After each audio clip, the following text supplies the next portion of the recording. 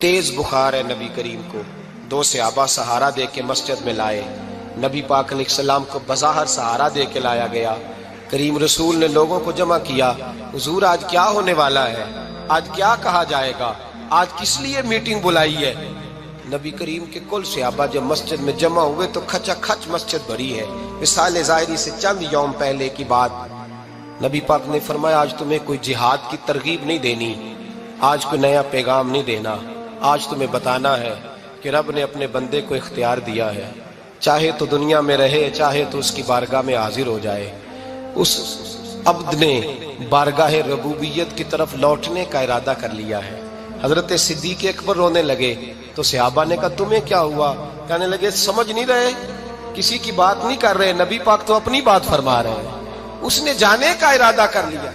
सुनिए मेरे भाई, महबूब पाक ने फरमाया भाई किसी शख्स को मेरी तरफ से कोई तकलीफ पहुंची हो तो बदला ले सकता है, बदला ले सकता है, किसी को तकलीफ पहुंची हो। सहाबा फूट के रोने लगे, महबूबा करम ही करम हुआ है, रहमत ही रहमत आई, आपके बारे में गुमान करने वाला भी दायरा ईमान से निकल जाएगा। हुजूर आप क्या फरमा रहे हैं। फरमाया नहीं भाई उठो। पीछे से जनाब अकाशा बिन मोहसन उठे, हाथ कांपते हैं आगे बढ़े, कहने लगे या रसूल अल्लाह एक जंग के मौके पर आपने दुर्रा मारा था, नंगी पीठ पर सफ़ें सीधी कराते, बात दिल में रह गई है, मैंने बदला लेना है।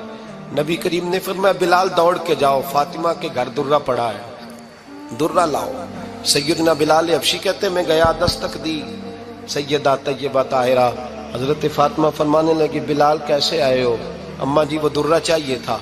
सैयदा को तशवीश हुई, कहने लगे बिलाल ना तो जंग पे जाना है, ना जिहाद है, ना कोई ऐसा मौका है, हुजूर की तो तबीयत मुबारक बज़ाहिर बड़ी अलील है, दुर्रा क्या करेंगे।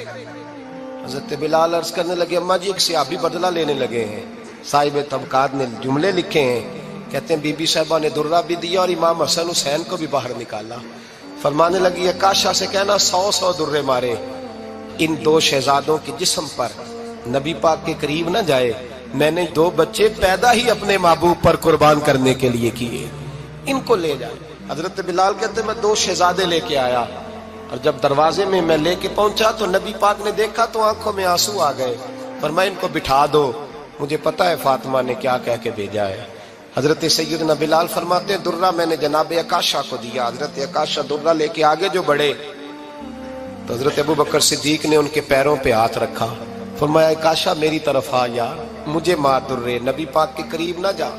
मुस्तफा करीम ने फरमाया अबू बकर तू हट जा, इसे आने दे।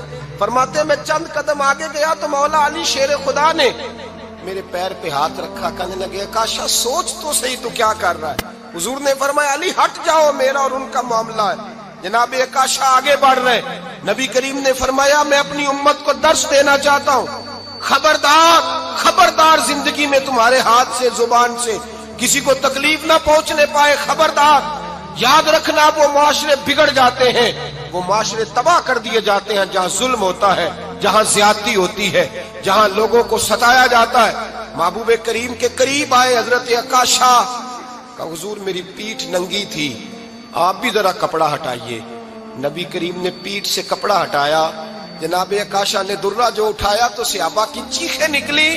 हजरत अकाशा ने दुर्रा दूर फेंका, हुजूर के बतने अतहर से लिपट गए, चूमने लगे, कहने लगे हुजूर वो तो सफ़ें सीधी कराते लग गया था, आपने कहाँ मारा था। या रसूल अल्लाह मैं तो बहाना बना रहा था कि जाती दफा मुझे वजूद चूमने का मौका नसीब हो जाए, मुझे ये मौका नसीब हो जाए। मेरे हबीब ने फरमाया जिसने जन्नती देखना हो मेरे अकाशा की जियारत कर ले। भाई जुल्म का दरवाजा खुला हुआ है और लोग भूल जाते हैं ज्यादती करते हुए, वो बहू से ही क्यों ना करें, वो अपने घर के भूल जाते हैं कि शायद पूछने वाला कोई नहीं, शायद मेज़ान नहीं लगेगा।